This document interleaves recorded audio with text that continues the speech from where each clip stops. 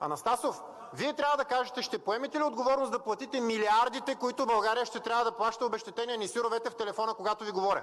И слушайте внимателно, защото накрая в един момент и не ми показва среден пръст, момченце, защото ако дойда, ще ти го навра да не казвам къде. Ясен ли съм? Господин Костадинов, правя ви забележка за поведението. Ясен ли съм?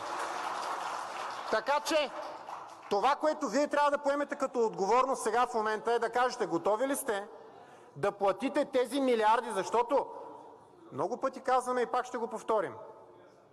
„Лукойл“ не е руска компания. „Лукойл“ е транснационална компания, в която собственост имат толкова много конгломерати от западноевропейски фирми, че е дори трудно да бъдат изброени.